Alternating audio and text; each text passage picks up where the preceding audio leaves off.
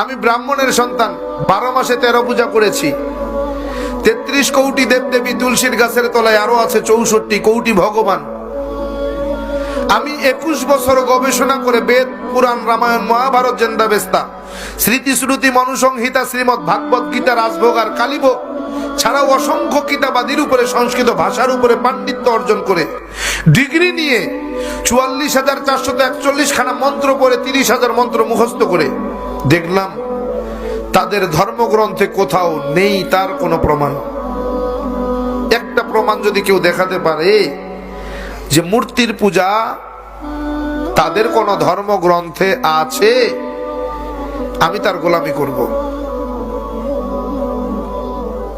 একটা মন্ত্র যদি দেখাতে পারে, তাদের বেদ বলেন না আসতে প্রতিমা আসতে, আমি সৃষ্টিকর্তা ঈশ্বরের কোনো প্রতিমূর্তি নাই, প্রতিচ্ছবি নাই, আকার নাই, আকৃতি নাই, আমাকে দেখা যায় না, ধরা যায় না, ছোঁয়া যায় না, আমি লাল, নীল, হলুদ নাকি সবুজ তা বুঝাও। কিন্তু এরপরেও কি তাদেরকে মানাতে পারবো? এরপরেও কি তারা ছাড়বে? কয় পাইছো কই? কয় বাপদাদাই করছে তাই। দলিল বাপদাদা, দলিল বাপদাদা, অথচ ভগবান শ্রীকৃষ্ণের দোহাই দেয়, ভগবান শ্রীকৃষ্ণের দোহাই দেয়। ভগবান শ্রীকৃষ্ণ শ্রীমৎ ভাগবত গীতার 7 নম্বর অধ্যায়ের 20 নম্বর পৃষ্ঠার মধ্যে বলেন, অন্ধত্তম প্রবিশান্তি এ অসম্ভূতি মোপাস্তে।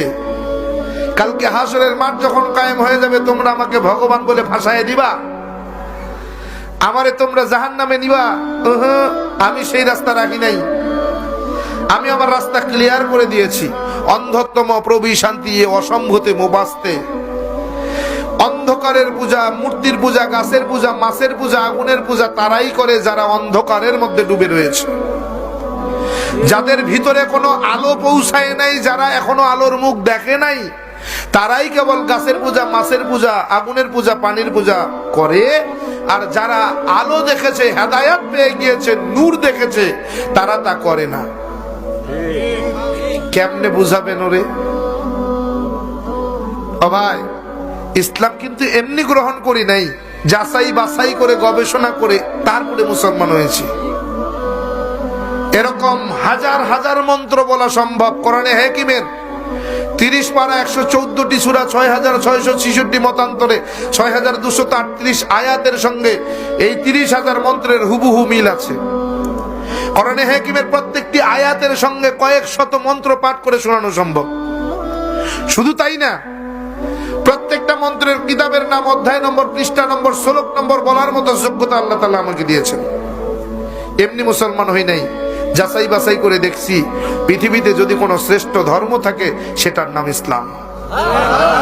সৃষ্টিকর্তা আল্লাহর পছন্দনীয় যদি কোনো জীবন বিধান থাকে সেটার নাম ইসলাম। ইন্নাদ দীনা ইনদাল্লাহিল ইসলাম। তারা বলেন ইদাং ইসলানাং ওয়াসাং ইল্লাল্লাহ। তাদের ধর্মগ্রন্থ বলে ইদাং ইসলানাং ওয়াসাং ইল্লাল্লাহ। ইদাং হলো দিন, ইসলানাং হলো ইসলাম, ওয়াসাং হলো পছন্দনীয় বা পছন্দ করা, ইল্লাল্লাহ হলো সৃষ্টিকর্তা। বোঝা গেল সৃষ্টিকর্তার পছন্দ করা ধর্মের নাম কি? ইসলাম। তাআলা কোরআনে